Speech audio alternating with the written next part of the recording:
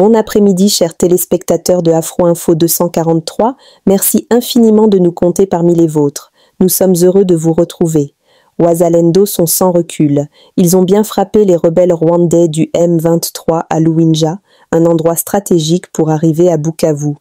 Les militaires rwandais ont fait de cet endroit leur grande puissance et bastion. Ici, les forces rwandaises, le M23 et AFC ont effectué un repli stratégique. Mais c'était la peur de mourir qui les a poussés à ces stratégies. Oh, nani Luinja Borinyi ba komanda betu konabo hapa, ba komanda batayo, ba kolonele, ba major tuko nabo, tuko na sauti ya nani ya uzalendo, tuko na sauti ya Mulenge, tuko na komanda wetu pale mtulivu, tuko naye hapa komanda secteur, tuko na komanda batayo Ansego Azmiloge, tuko naye hapa Lumbukulu Nonga Severin. Ndio bikosi bilifika, ndio bakuwa we balileta bikose. Tunaona nyuma yetu hapo tuko na komanda politike mutu kwa fere, tuko naye pale hapa. Tuko na chef SD opérationnel Mama Alizala Isisha Ngongolo, tuko na ya Ben. Kikosi kiko sawa kabisa, kikosi kiko sawa. Naona nyuma yetu kule tuko na Observance komanda Omari, tuko naye pale. Vraiment courage sana ba komanda, courage sana. Vraiment tunashukuru sana kutufikisha hapa Luinja, tumupike huyo adui M23. Na adui mulima yake njo ile kule Pungupu inaharibisha. Pungupu vraiment inaharibisha. Eko kule na hapa njo mumungine hapa. Na mwenye iko na ba filmer hapa na kusema Mutombogile lile chef S1 opérationnel. Bila kujisahau. Dendo. Vraiment. Et je voudrais que le Congolais qui nous suit analyse ensemble avec nous. Vous dites que le ministre des Affaires rwandais dit que, écoutez, il n'y a pas de crise humanitaire, tout ça, tout le reste. Moi, je suis intéressé par ça. Lorsque un État étranger, un ministre d'un pays étranger est en mesure d'avoir une telle information qui relève de la sûreté intérieure d'un État, qui relève de services internes d'un État, ça veut dire... C'est qu'il a le contrôle. Voilà. Il a le contrôle de ce coin. C'est aussi clair que ça. Ça veut dire que lui contrôle. Ça veut dire que lui maîtrise la situation. Ça veut dire que tous ceux qui sont là exercent leur influence sous son influence. C'est assez clair. En fait, ils sont pas aussi malins. C'est-à-dire qu'ils se livrent eux-mêmes quand ils donnent de telles informations. Autre chose, réfléchissons ensemble. Le Rwanda veut se cacher bien qu'ils se disent. Parlons-nous un peu, parlons bien, parlons vrai. AFC M23 existe toujours. Qui est à la tête? C'est Corneille Nangaa. Corneille Nangaa qui n'a jamais, je ne sais pas si moi j'ignore, peut-être on va me le rappeler, Corneille Nangaa n'avait jamais géré dans le passé un mouvement populaire ou n'avait jamais été à la tête d'une institution de sécurité. Il arrive à la tête d'un mouvement qui existe depuis 2012, le M23, les dissidents du CNDP. Ça veut dire qu'eux, ils ont fait chemin avec les Makenga, les Tanganda et consorts, les Makenga, les Runiga et consorts. Lui, il arrive directement, il est à la tête. Sur base de quel élément? Toutes ces personnes qui ont perdu leurs frères, leurs sœurs, lui ont cédé, durant autant d'années, lui ont cédé une telle fonction. Alors qu'il ne venait de nulle part, il a été parachuté. Il n'y a qu'une seule possibilité. Ça veut dire la personne qui a créé cette affaire, qui décide sur cette affaire, a décidé de le placer parce que lui n'avait aucun contrôle sur ça. Parce que Corneille Nangaa, avant de partir, il est parti, je crois, en novembre 2023. Déjà au mois de février, le 26 février 2023, Corneille Nangaa s'était opposé à tout ce qu'il y avait comme agression à l'est du pays. Et à cette époque, l'agresseur était le M23. Mais par la suite, il se retrouve à la tête. Ça veut dire qu'on lui a placé. Il est en fait, il est en train de représenter ce qu'on appelle le cheval de Troie en fait. Et il reprend les intérêts des grandes puissances. Une fois que leurs intérêts se retrouvent, attendez, ne soyez pas étonnés qu'ils soient neutralisés. Allons encore très loin. La guerre. La guerre nécessite des gros moyens. Dans le marché mondial, on estime qu'une balle coûte en moyenne $1. Supposons que par balle, $1 et que par jour, on est en mesure de tirer plus ou moins 10 000 balles. Ça veut dire que vous avez $10 000 le jour, rien que par balle. Ça fait combien le mois? Sans oublier l'instrument dans lequel on met les balles. Voilà. C'est-à-dire, ça fait combien déjà par balle? Ça fait combien maintenant par jour et par mois?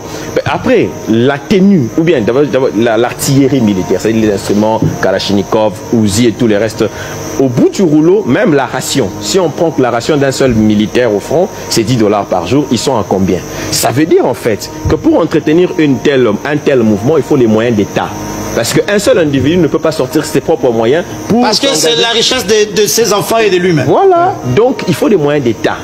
Ça veut dire en fait, comme le Rwanda se porte toujours au secours de l'AFC M23 à chaque fois qu'il y a une position tranchante contre c'est le Rwanda qui s'accuse pour dire au peuple congolais, écoutez, moi je finance l'armée. Donc aujourd'hui quand même, c'est que ce qui est intéressant, ce qui est bien, c'est que après M. Laurent Désiré Kabila, vous avez Félix Tshisekedi qui a la capacité d'affronter frontalement le président Kagame et de le citer nommément. Parce que dans le passé, nous étions dans une forme de duplicité, d'ambiguïté.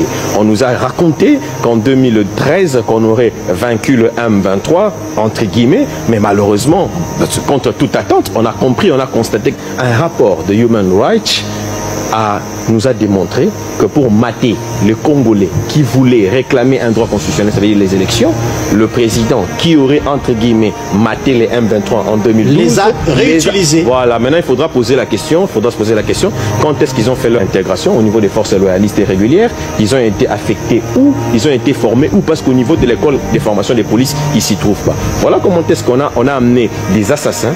Et aujourd'hui, ne vous étonnez pas, ce sont les mêmes assassins qu'on a utilisés en 2016 pour mater les peuples congolais, qu'on a aujourd'hui encore utilisés en 2025 pour tuer des millions et des millions de Congolais. C'est pour dire que la posture du président de la République qui jusqu'aujourd'hui a refusé de succomber, parce qu'il suffit juste que le président accepte l'inacceptable, nous aurons la paix, hein, parce que les gens qui disent que, écoutez, Félix Tshisekedi est complice de tout ce qui se passe à l'Est, mais c'est clair, il n'a qu'à accepter tout ce qu'on lui demande, nous aurons une paix fictive, nous l'avons eu dans les années passées, vous connaissez ce qui s'est passé, vous avez vu en 2003 avec l'accord global et inclusif comment est-ce qu'on a fait des sergents du FPR, notamment Jules Moutebisi qui était sergent FPR de Paul Kagame, il est devenu colonel ici. Bunda Bator était sergent FPR de Paul Kagame, il est devenu général ici. Je sais qu'il ne peut qu'accepter de telles choses et puis vous aurez des gens qui sans formation, devenir aussi des généraux, devenir des colonels et puis mater vos forces régulières. Ça va être le cas. Pourquoi ils refusent? Ils connaissent qu'on a connu aussi le même mixage avec le CNDP où c'est que mon frère Christophe disait, pourquoi ils veulent rester dans le Kivu? À la différence du brassage où on vous met ensemble, où on vous éparpille un peu partout dans le Congo, mais en 2000 c'était les mixages, ça veut dire on vous met dans une armée régulière, mais vous restez contrôler une seule zone qui est le Kivu. C'est ce qu'on veut faire. Qui sait qu'il refuse et le brassage et le mixage. Il estime qu'en fait tout ce que nous avons construit aujourd'hui va se branler que si nous faisons ce qu'ils veulent. Alors voilà pourquoi je vous dis aujourd'hui le refus, la posture du président de la République jusqu'à ce jour de refuser d'accepter l'inacceptable atteste que nous allons vers la fin. Il faut que même le monde extérieur comprenne que nous sommes déterminés et que nous avons toutes les capacités de faire disparaître toutes les menaces. Alors j'ai dit toutes les menaces d'où qu'elles proviennent. Mais en même temps, quelque chose que mon frère Christos a dit ici est très intéressant. Il dit les revendications ne sont fondées, en fait ne sont pas fondées, ne sont même pas légitimes, ça ne repose autour de rien. Réfléchissons ensemble. Supposons, parce qu'on entend certains qui sont manipulés dans ce sens, certains Congolais, de dire que, écoutez, nous sommes marginalisés, nous sommes discriminés, parce que c'est ça les discours qu'on veut mettre. Réfléchissons ensemble. J'ai parlé avec des anthropologues et ceux qui ont fait les études sociologiques vraiment très avancées. Ils nous disent qu'en RDC, nous avons 450 tribus et ethnies. C'est ça, c'est du moins que je me trompe. En admettant que nous avons 450 ethnies et tribus, je réfléchis. S'il y aurait une race, une communauté qui serait discriminée, ça veut dire ceci. Il fallait que dans ce Congo, nous ayons 449 ministres. Que nous ayons 449 DGPCA, par exemple, ou que nous ayons 449... La 450e ethnie, c'est 10 êtres criminels. Exact. Discriminés. Pourtant, si nous n'avons pas 449 membres du gouvernement et 449 membres dans les entreprises, ça veut dire ceci. Il y a également des ethnies et des tribus qui ne sont pas représentées dans les institutions de la République. Mais pourquoi eux qui ne prennent pas les armes? Voilà, c'est ça la question qu'il faut se poser. S'ils ne prennent pas les armes, alors il y a une réponse claire. Ça veut dire qu'ils ne prennent pas les armes parce qu'ils se disent que ceux-là sont nos frères. Ils sont de même sang congolais que nous, on ne peut pas les exterminer. Mais ceux qui prennent les armes, la réponse est claire. Ça veut dire qu'ils ne se reconnaissent pas aux Congolais. Ils ne reconnaissent pas que c'est leur sang. Parce que si tu reconnais que c'est ton sang, tu ne voudras pas les assassiner, les exterminer. Il y a tout ce problème qu'il faut régler définitivement parce que ce sont de faux prétextes que certaines puissances utilisent pour piller le Congo. Le Congo, comme mon frère disait, va au-delà de nos colorations politiques. Le Congo va au-delà de nos clivages politiques. Vous avez vu aujourd'hui, nous avons été, pas moi parce que je le savais déjà, mais certains Congolais ont été scandalisés de voir un acteur politique majeur de notre pays ne pas être en mesure de citer le pays qui agresse la RDC. Ça veut dire que nous avons atteint le Rubicon ou même un enfant de 2 ans sait que le Rwanda nous agresse, mais vous avez un acteur majeur de ce pays ayant occupé des fonctions, mais qui n'est même pas en mesure de citer l'agresseur parce que on estime qu'on est dans des clivages avec Tshisekedi. Écoutez, Tshisekedi partira un jour, même si nous voulons garder le président Tshisekedi jusqu'à. Mais Dieu, le bon Dieu dans sa souveraineté, a voulu que le président Tshisekedi ait un début et une fin. Il partira un jour, mais le Congo ici restera. Ce qui est dommage, c'est que certaines personnes, en fait, en fonction de leur coloration, de leur clivage, de leurs problèmes personnels avec le président ou le régime en place, ils n'ont pas compris que si aujourd'hui le pays ici, ce pays, on nous l'arraché. Je suis convaincu, parce que nous sommes pluriels en termes de religion et de croyances, je suis convaincu que même nos dieux, là où nous partirons, ils ne seront pas fiers de nous. Parce qu'ils nous auront donné une terre.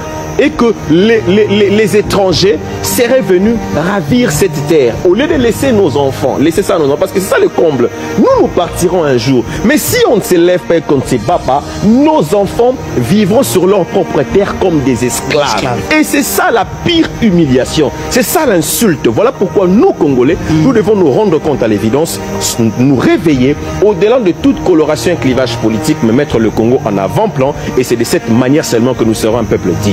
Très bien.